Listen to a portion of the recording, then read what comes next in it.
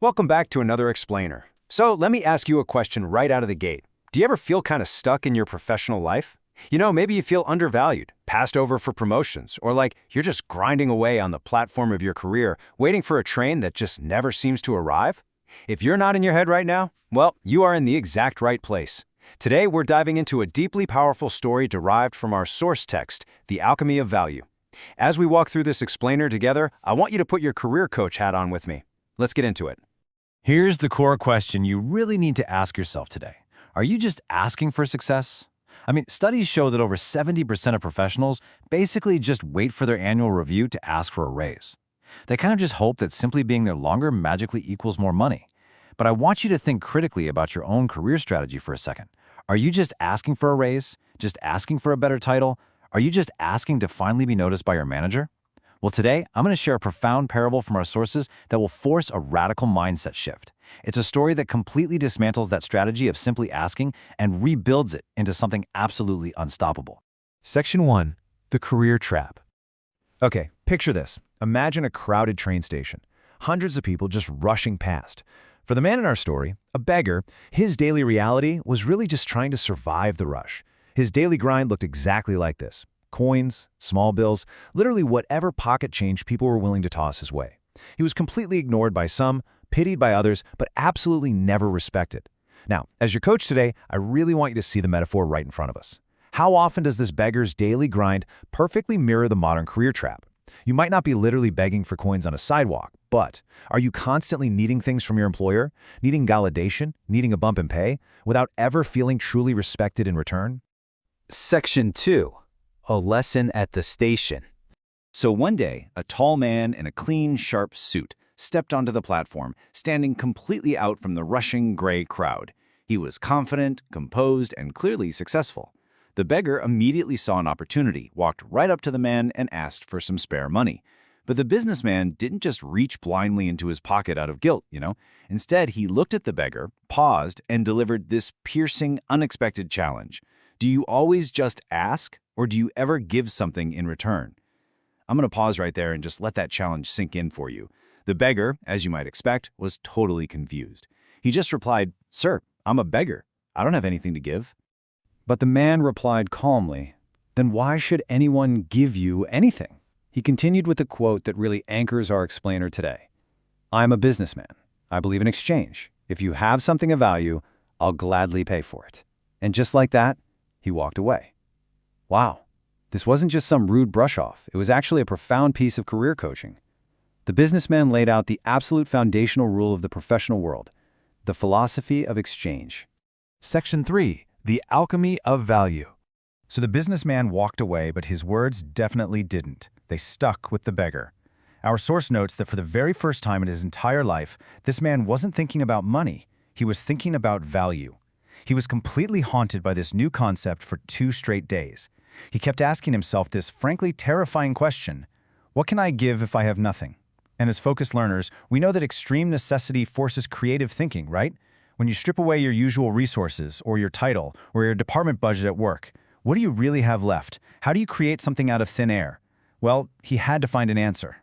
And on the 3rd day, he actually found his answer.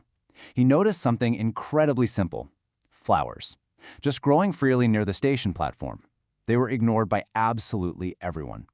This was his brilliant discovery of unutilized value, hiding right in plain sight. And it proves something absolutely vital for us. You do not need money, a massive budget, or some 6-month C-suite approval process to start creating value. You really just need to look at your daily environment through a completely different lens. An idea sparked, leading to his first methodical experiment in offering value. Step 1, he picked those ignored flowers. Step 2, he got on the train and started his routine again. But Step 3 was the real game changer. Whenever someone gave him money, he handed them a flower in return. And the surprising result? Well, people were shocked at first, but then they smiled. Some even said thank you, which was something that had literally never happened to him before. And strangely, as days passed, more people began giving him money. Not out of pity this time, but because they actually felt they were receiving something of value. Just look at the stark difference in mindsets here. On the left, we have the beggar mindset, focusing entirely on what you personally need and just waiting around to be noticed. Sound familiar in corporate culture? I need a raise. I really hope my boss eventually notices my hard work. But on the right, we have the businessman mindset, focusing on value and actively offering solutions. The man at the station wasn't begging anymore, he was offering. And guys, this is the exact transition you must make in your own career. Stop begging for advancement and start offering undeniable solutions that make people feel they are receiving true value. Section 4. Becoming the businessman. So, weeks later, our main character spots that exact same sharp-suited businessman again at the station. But instead of putting his hand out for charity this time, he walks up with his head held high, approaches confidently, and says, "Sir, today I have something to offer. Would you like to buy a flower?" The businessman smiles, hands over the money, takes the flower, and delivers a really simple reaction. Now this is business. That single sentence fundamentally transformed the beggar's internal identity forever. The source explicitly points out that he didn't just hear the words this time, he really believed them. He told himself, "I'm not a beggar, I'm a businessman." And you know, that internal shift in belief is the true engine that drives external reality. What followed wasn't some overnight miracle, though. It was a highly methodical process. First, he stopped seeing those wildflowers as just random objects and actually started treating them as proper inventory. Next, he saved his money and reinvested his profits to buy better flowers to, improve his presentation. Then, over time, he built actual, reliable relationships with suppliers. And eventually, he scaled the whole business. There was zero shortcuts here. It was just the relentless application of one core principle: give value and reinvest the profits of that value over time. Section 5. Your career transformation. Fast forward months later, at that exact same crowded station, and a highly cinematic scene unfolds. Two well-dressed men cross paths. They stop, and they shake hands. The former beggar smiles warmly and asks, "Do you remember me?" The businessman looks a bit closer, and it finally hits him that this is the same man from the station. The former beggar nods and delivers this triumphant revelation. "I'm not a beggar anymore. I run a flower business now, and I'm on my way to expand it." The businessman smiled, not out of shock, but because he knew a universal truth.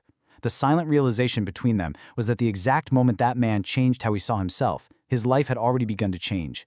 His external success was simply catching up to his newly forged internal mindset. All right, let's step out of the parable for a minute and bring this right to your desk, right to your current job. Value isn't just some empty corporate buzzword. In your specific career, it means making your boss's life easier. It means solving problems before you're even asked to look into them. Actually, it means finding those unique, hyper-specific skills you bring to the workplace that others might just completely ignore. Finding the flowers at your station basically means looking around your current job, no matter how tedious it might feel right now, and packaging your unutilized value to offer your team or your clients. So what's your ultimate playbook here as a focused learner? Look at these key takeaways. First, success doesn't begin with a promotion. It begins with mindset. Second, and hey, this is the absolute tough love part of our coaching session today, the world does not reward your need. Frankly, no one cares that you need a promotion or need a bigger salary. They only care about the value you are putting on the table. And third, you have to find your flowers. You have to locate what you can uniquely offer right where you stand, turning that new mindset into concrete action. I want to leave you with a provocative question that I hope haunts you in the absolute best way possible, just like it did for the man at the station. Are you just asking, or are you offering something in return? Carry this question with you into your next big meeting, your next project, and your next performance review. Because the second you completely reinvent your approach, stopping begging for success and starting to give undeniable value, everything changes. Thanks for joining me on this Explain.